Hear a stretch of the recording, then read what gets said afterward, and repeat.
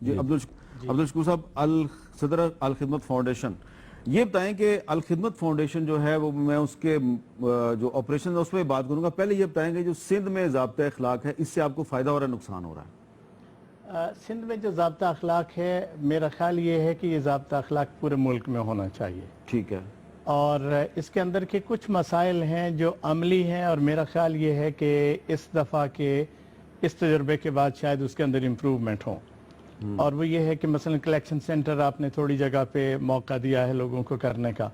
اچھا، اس سے جو نقصان ہوگا وہ یہ ہے کہ کھالیں بہت دور تک لے جانا ہو، گرمی کا موسم ہے، شدید گرمی، تو اس کی وجہ سے ان کے خراب ہونے کا خطرہ موجود ہے، اور اس طرح کے اور مسائل اس میں پیش آئیں گے جو بعد ازاں شاید ریویو ہوں کہ اس کے اندر کیا تبدیلی کی جا سکتی ہے۔ لیکن جنرلی ہم اس بات کے حامی ہیں کہ یہ ضابطہ اخلاق موجود ہو، جو بندہ کلیکشن کے لیے جاتا ہے اس کے پاس شناختی کارڈ ہو، اس کی اپنی کوئی آئیڈینٹیفیکیشن ہو، اسی طرح جو ہے کانٹیکٹ کا پروسیجر سارا وہ زیادہ شفاف اور بہتر صورت میں ہو، تو میرا خیال ہے اس کا تو فائدہ ہر ایک کو ہوگا جو بھی جینونلی اس میں کام کرنا ہے۔ اچھا، پچھلے سال بھی ہم نے یہ دیکھا کہ بہت سی کالعدم تنظیمیں جن پر پابندی ہے پاکستان میں، تو وہ نئے نئے ناموں سے کام کرتی ہیں اور وہ بڑی تعداد میں کھالیں وہ بھی اکٹھی کرتے ہیں۔ تو فیصل عیدی صاحب کا پتہ نہیں اشارہ کس کی طرف تھا، لیکن آپ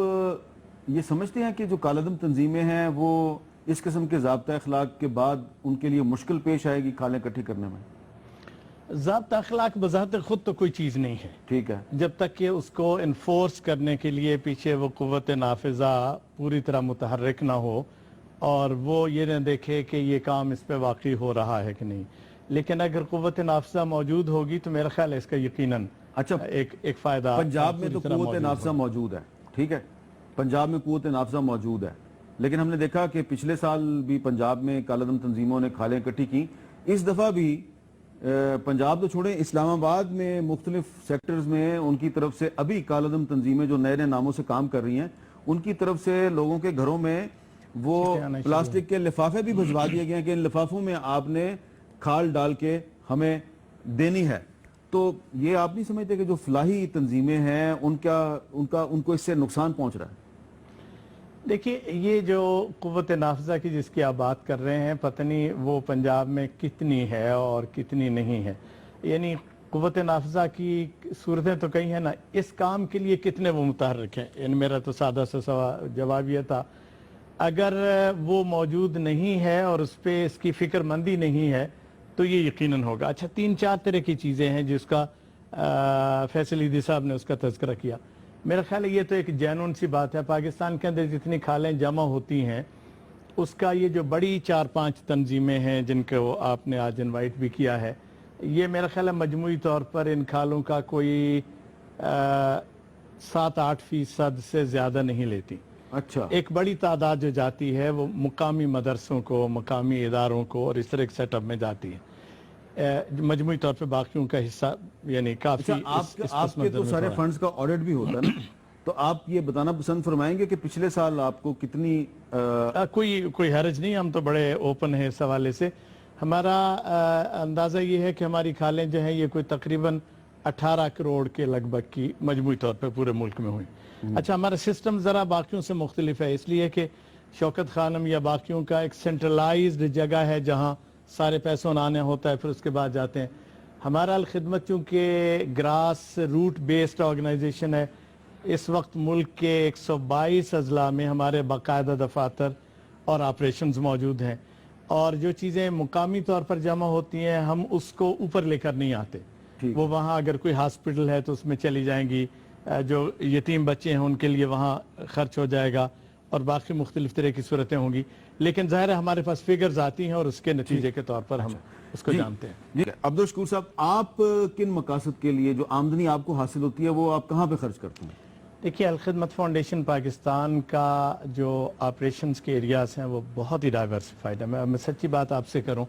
شاید ہی کوئی پاکستان کی آرگنائزیشن ہو جو اتنے بڑے پیمانے پہ، اتنے بڑے کینونس پہ کام کر رہی ہے۔ 3 ایریاز تو ایسے ہیں جس پہ ہمارا بہت زیادہ فوکس ہے، ان میں سے ایک تو یتیم بچوں کا ہے، اور اس وقت ہمارے پاس ملک میں کوئی 6 مقامات ہیں جہاں آغوش کے نام سے यतीम बच्चों के लिए हमने एक्सेलेंट फैसिलिटीज़ के साथ ये सूरतें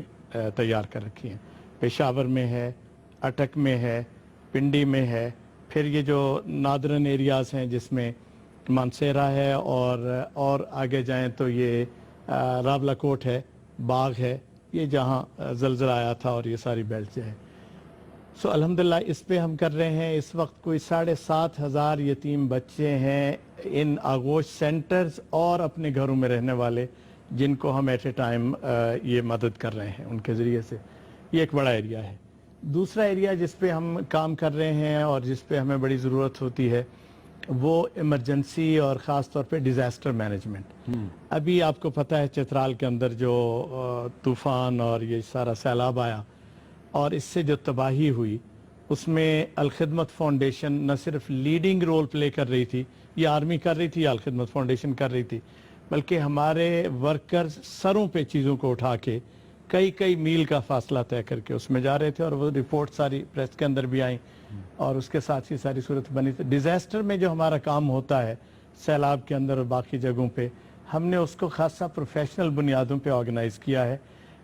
बोट्स को ऐड किया है हमने जो आप शुमाली वज़ीरिस्तान के मुतासरीन की भी देखभाल कर रहे हैं? डेफिनेटली शुमाली वज़ीरिस्तान के मुतासरीन तो पिछले 3-4 साल से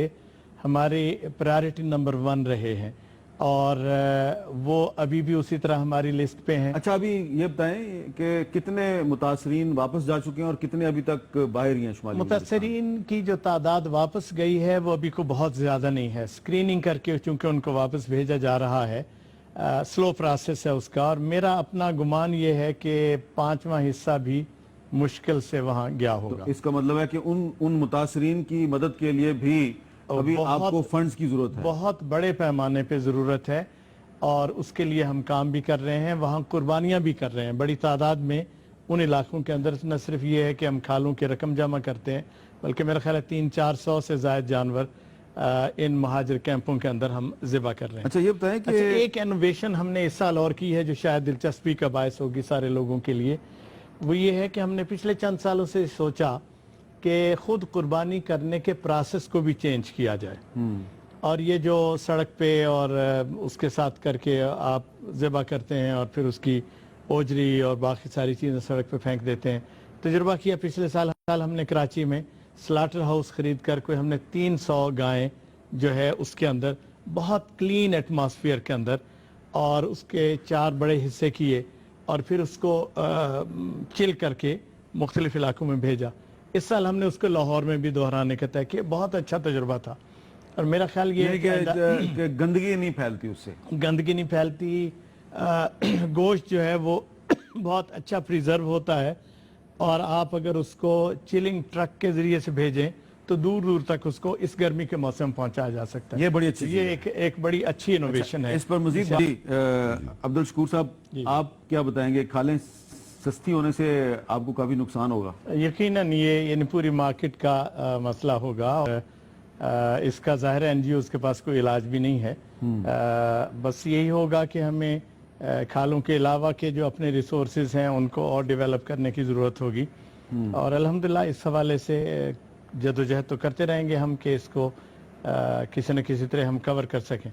अच्छा, तो ये मुझे ये बताएं कि जिस तरह मैंने आप तीनों से पूछा, तारिक साहब से पूछा, वोरा साहब से पूछा, आपसे पूछा, आपने मुझे अपनी आमदनी की फिगर बताई पिछले साल की और ये भी बताया कि ऑडिट होता है। ये जो बाकी पाकिस्तान में बहुत से इदारे और मदारिस खालें इकट्ठी करते हैं उनका भी ऑडिट होता है या नहीं होता? मेरा ख्याल ये है कि एक बड़ी तादाद में तो मदारिस रजिस्टर्ड भी अभी नहीं हो सके हैं। ऑडिट तो उसका अगला मरहला है और सच्ची बात यह है कि इस हवाले से जो हमारे यहाँ सिस्टम के मसाइल हैं वो खासे शदीद हैं, लेकिन चूंकि आज हम उस हवाले से बात करने नहीं हैं, हम तो ज्यादातर इसी हवाले से बात करेंगे कि हमें अपने सारे मामलात में नज़्म व ज़ब्त पैदा करना चाहिए। डेफिनेटली उसमें इसकी बहुत शिद्दत से ज़रूरत है, डॉक्यूमेंटेशन की ज़रूरत है कि मुल्क के अंदर जो इदारे हैं वो किसी सिस्टम के तहत आएँ और उसी के जरिए से मेरा ख्याल है खुद उन इदारों का भी उसी में फ़ायदा होगा कि वो सिस्टम का हिस्सा बने और उसके जरिए से आगे चले। बहुत बहुत शुक्रिया जनाब अब्दुल शकूर साहब।